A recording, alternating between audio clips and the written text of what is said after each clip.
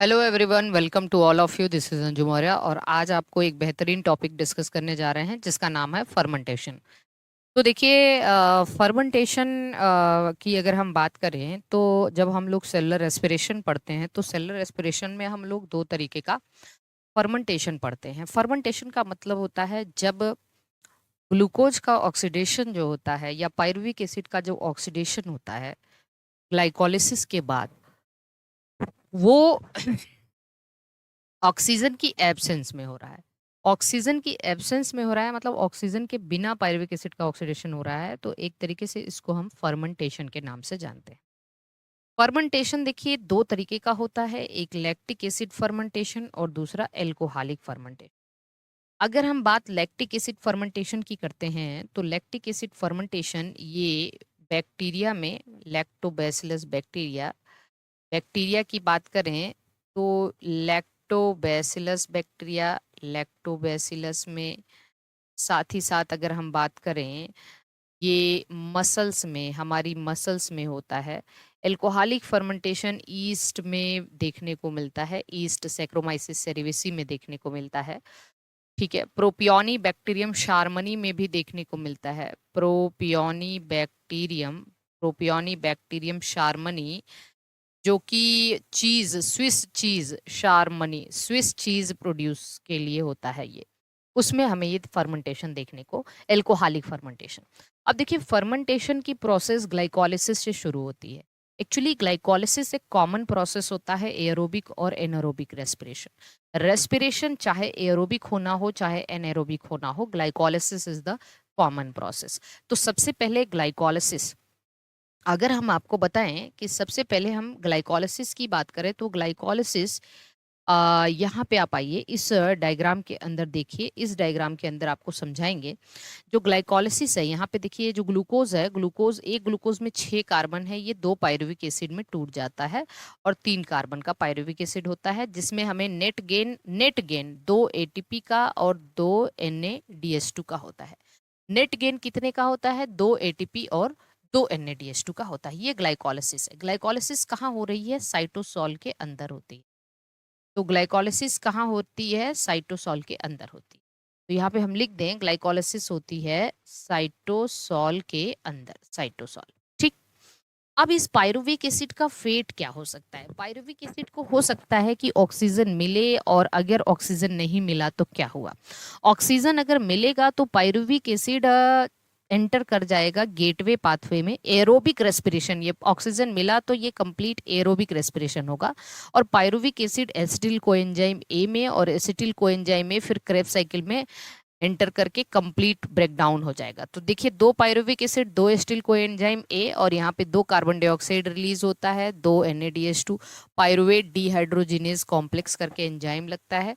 फिर Krebs cycle में acetyl coenzyme A enter करता है, तो नेट गेन 2 ATP और 6 NADH2 और 2 FADH2 का होता है, एक ग्लूकोज लेके चले तो ये पूरा का पूरा एरोबिक रेस्पिरेशन। एरोबिक रेस्पिरेशन का मतलब ऑक्सीजन की प्रेजेंस में और ग्लूकोज का कंप्लीट ब्रेकडाउन, ग्लूकोज का क्या हो जाए? कंप्लीट ब्रेकडाउन हो, तो इसको हम एरोबिक रेस्पिरेशन के नाम से जानते हैं। अब मान लीजिए कि पायरुविक एसिड को ऑक्सीजन नहीं मिला, तो पायरुविक एसिड का ऑक्सीजन की एब्सेंस में कैसे ब्रेकडाउन होता है, उसी को हम फर्मेंटेशन या लगभग लगभग एनएरोबिक रेस्पिरेशन कह देते हैं। तो देखिए, ये क्या है? लैक्टिक एसिड फर्मेंटेशन और एल्कोहलिक फर्मेंटेशन। अभी हमने बताया लैक्टिक एसिड फर्मेंटेशन और एल्कोहलिक फर्मेंटेशन। देखिए, लैक्टिक एसिड फर्मेंटेशन हुआ तो फिर शुरू कहाँ से होगा? एक ग्लूकोज, क्योंकि भाई पायरुविक एसिड इंटरमीडिएट है, तो एक ग्लूकोज 2 पायरुविक एसिड में, और 2 पायरुविक एसिड फिर 2 लैक्टिक एसिड में चेंज हो जाएगा।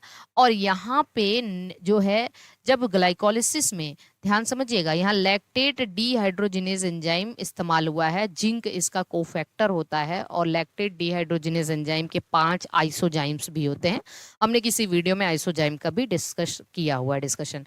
अब देखिए, ग्लाइकोलिसिस में जब ये ग्लूकोज 2 पायरुविक एसिड में टूटता है तो 2 ATP और 2 NADH2 का नेट गेन होता है, और यही 2 NADH2 जब ग्लाइकोलिसिस में जो गेन हुआ है वो इस फर्मेंटेशन में इस्तेमाल हो जाता है। फर्मेंटेशन में NADH2 फिर NAD प्लस में टूट जाता है, तो NADH2 NAD प्लस में फिर क्या हो जाता है? एक तरीके से रिड्यूस हो जाता है, ठीक, सॉरी, ऑक्सीडाइज हो जाता है।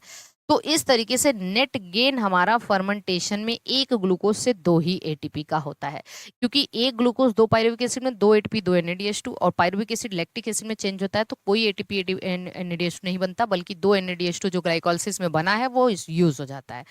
तो यहाँ नेट गेन 2 ही एटीपी का है।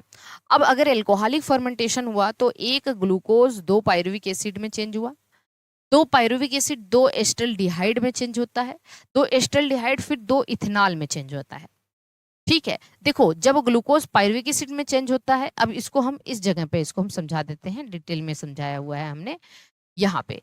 देखिए इस जगह पे हम इसको बता दें, एक ग्लूकोज 2 पायरुविक एसिड में, तो यहाँ पे 2 एटीपी का फॉर्मेशन हुआ, 2 NADH2 का फॉर्मेशन, तो ग्लाइकोलाइसिस हो गया।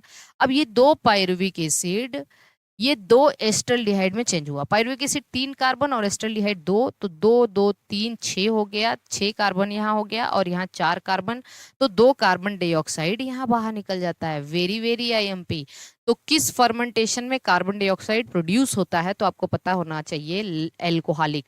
फिर 2 एस्टल्डिहाइड जो है ये फिर यहाँ पे पायरुवेट डी कार्बोक्सिलेज एंजाइम इस्तेमाल होता है, और यहाँ पे एल्कोहल डीहाइड्रोजिनेज इस्तेमाल होता है, और 2 एस्टल्डिहाइड फिर 2 एल्कोहल या इथाइल एल्कोहल में चेंज हो जाता है, और जो NADH2 ग्लाइकोलाइसिस में बना था वही NADH2 यहाँ पे इस्तेमाल हो गया, वही NADH2 यहाँ पे इस्तेमाल हो जाता है। तो नेट गेन फिर 2 ही एटीपी का होता है।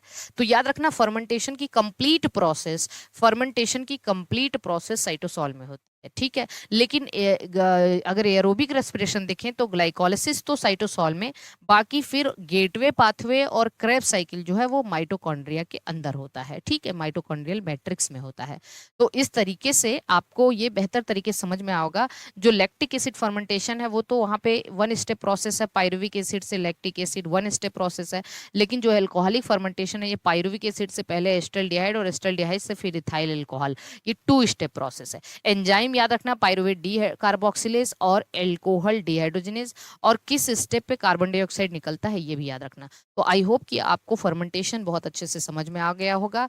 आप अगर हमारे किसी भी कोर्स से या टेस्ट सीरीज से जुड़ना चाहते हैं, किसी भी स्टेट के TGT PGT LT JSC assistant professor, या फिर आप central examination like MRS NVS KVS देना चाहते हैं, तो आप हमारे कोर्सेज से जुड़ सकते हैं, बेहतरीन टेस्ट सीरीज से जुड़ सकते हैं। इसके लिए आप हमारे हेल्पलाइन नंबर पर कॉल करके सारी जानकारी प्राप्त कर सकते हैं। ओके, बाय बाय सभी को, ऑल द बेस्ट।